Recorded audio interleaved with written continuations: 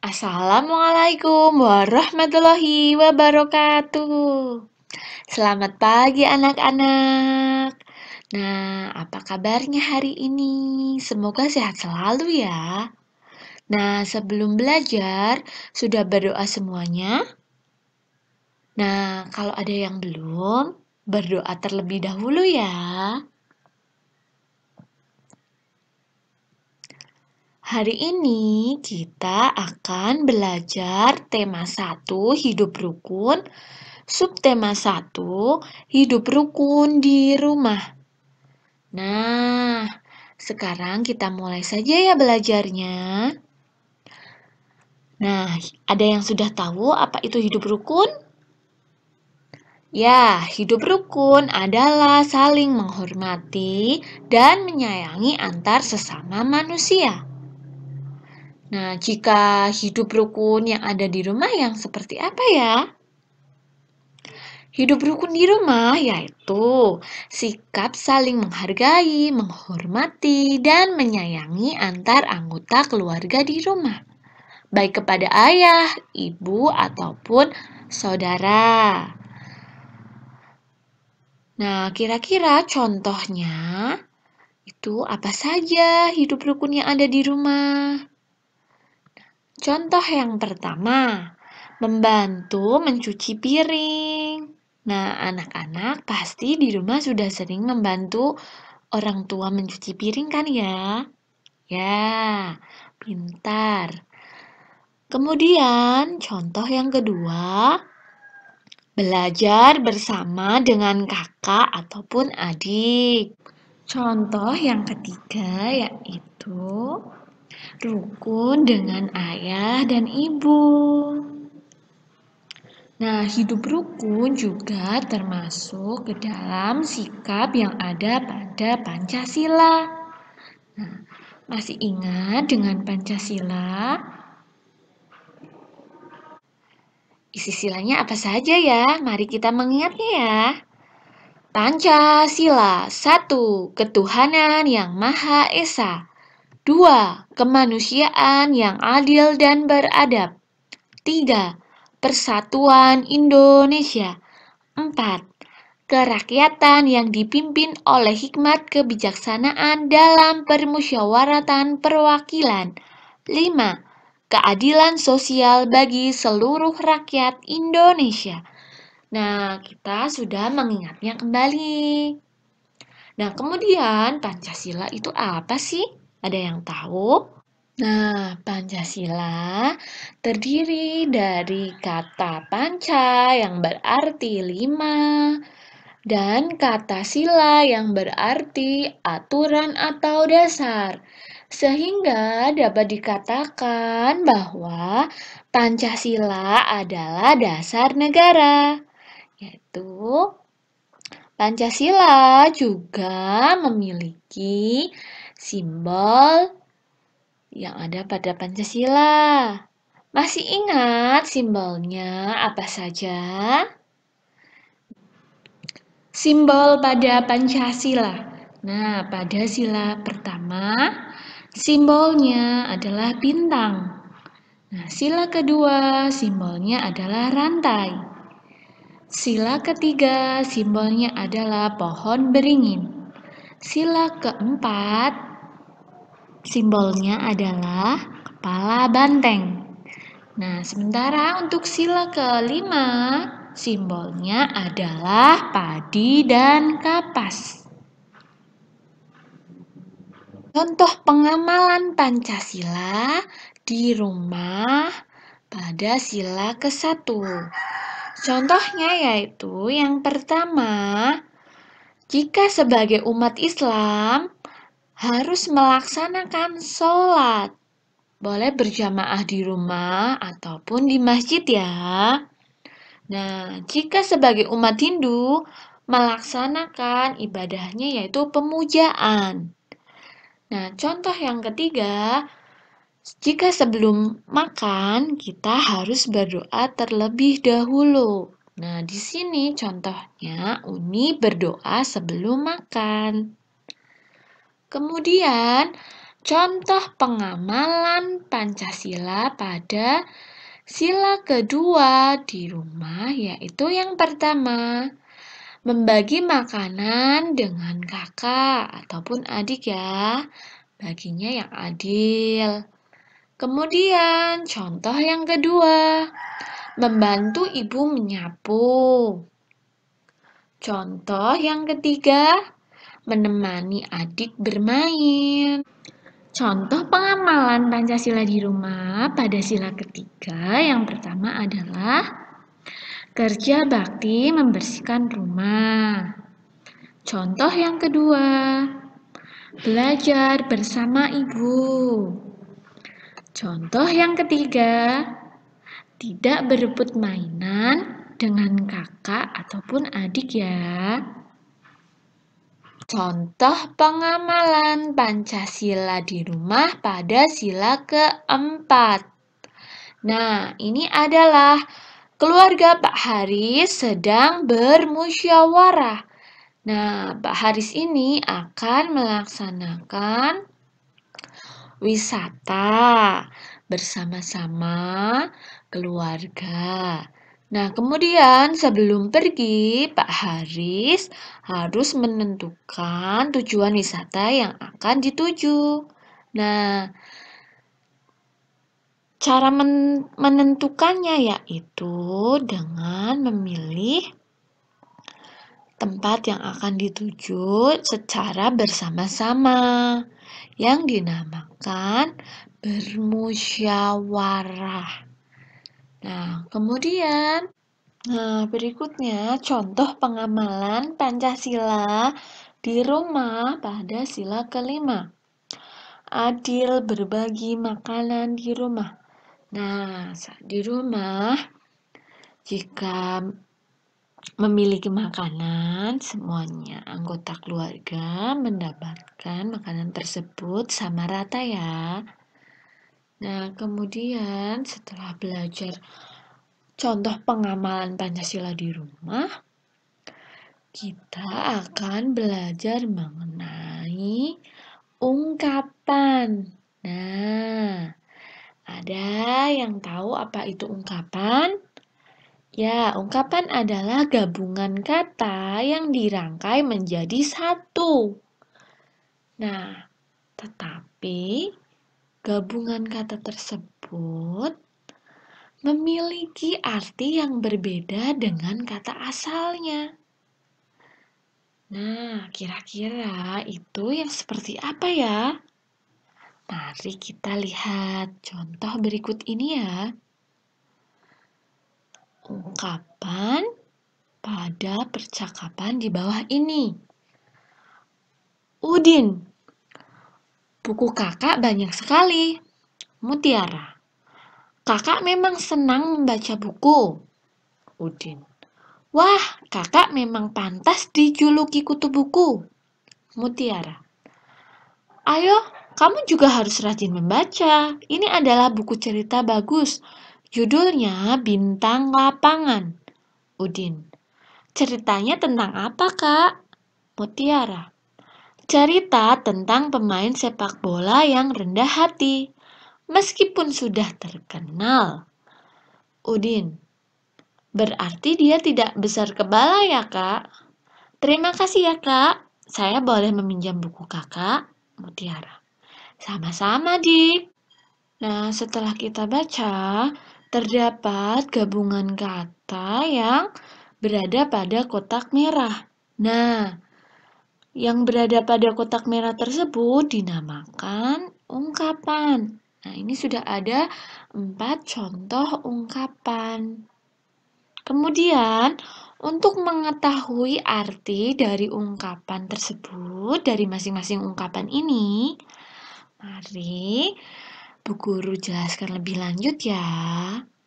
Nah, arti ungkapan yang pertama, kutu buku, yaitu artinya adalah orang yang suka membaca buku.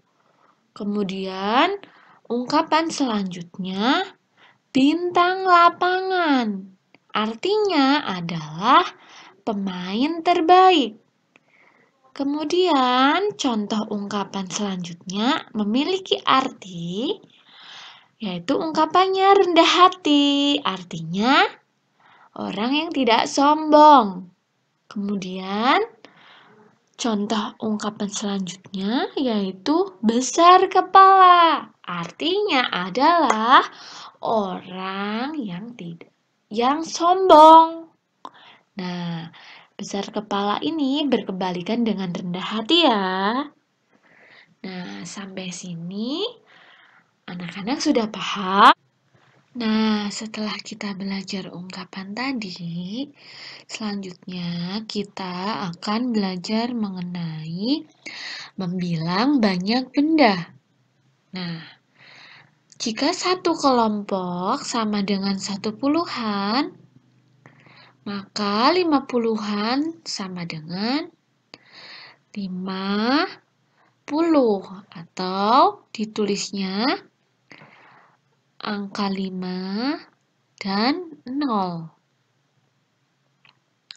Nah, kemudian lihat contoh berikut ini ya.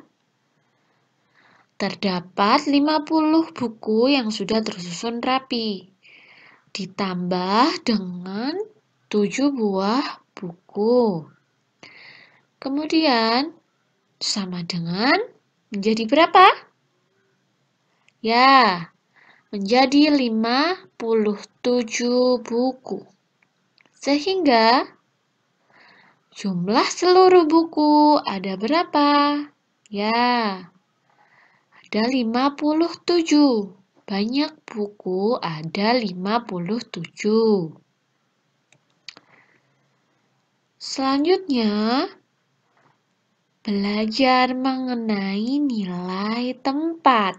Ya, 57 buku tadi, jika dijelaskan mengenai nilai tempatnya, yaitu angka 5 berarti menempati nilai puluhan. Nah, sedangkan angka 7 menempati nilai apa? Ada yang tahu? Ya, yaitu nilai satuan. Ya, sehingga 57 dibacanya 57 karena angka tersebut sudah memiliki nilai tempatnya masing-masing. Nah, angka-angka suatu bilangan menunjukkan nilai tempat tersebut. Sebagai contohnya juga seperti berikut ini.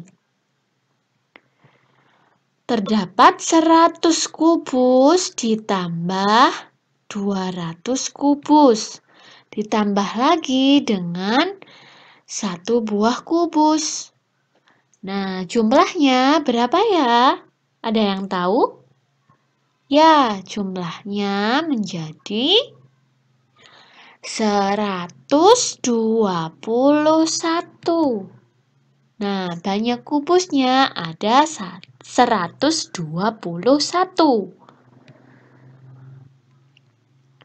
121 ini memiliki nilai tempat yang mana angka 1 yang bagian belakang sendiri menunjukkan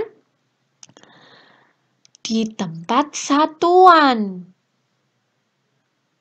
Dan nilainya adalah 1.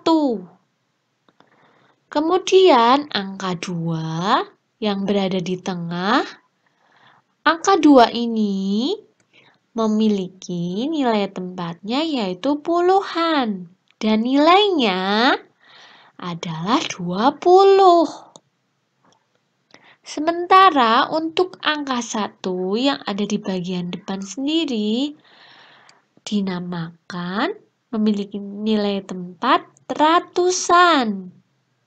Dan nilainya adalah 100. 121 dibaca 121. karena masing-masing angka tersebut sudah memiliki nilai tempatnya masing-masing. Nah, selanjutnya kita akan belajar mengenai panjang pendek nada. Sebelum itu, dengarkan lagu berikut ini ya.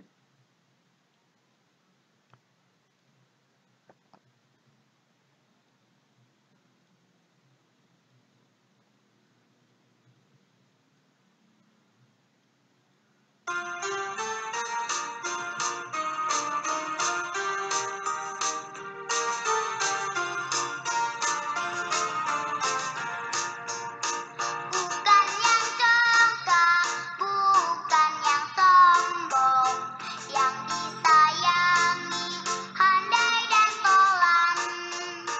Hanya anak yang tak pernah bohong, rajin belajar, beramah dan sopan. Bukan yang congkak, bukan yang sombong, yang disayangi, handai dan tolan. Hanya anak yang tak pernah bohong, rajin belajar, beramah dan sopan.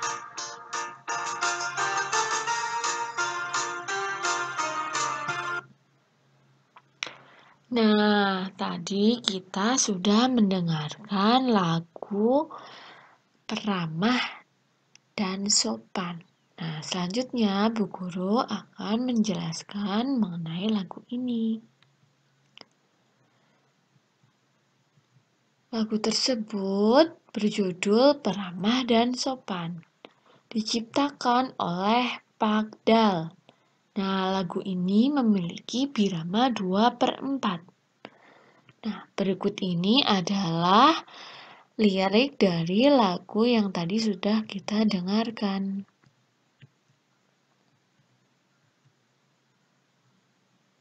Nah, anak-anak nanti bisa menghafalkannya ya. Kemudian, karena kita tadi sudah mendengarkan lagu tersebut, kita akan belajar mengenai tanda panjang pendek nada pada lagu. Nah, tanda lingkaran ini adalah tanda ini dinyanyikan dengan nada pendek. Sementara untuk tanda garis tebal ini, tanda ini dinyanyikan dengan nada panjang. Nah, selanjutnya kita akan menerapkan tanda nada panjang dan tanda nada pendek ini pada lagu Peramah dan Sopan tadi yang sudah kita dengarkan. Coba kita lihat pada syair berikut ini ya. Nah, pada bait ini sudah terlihat mengenai mana tanda nada panjang dan mana tanda nada pendeknya ya.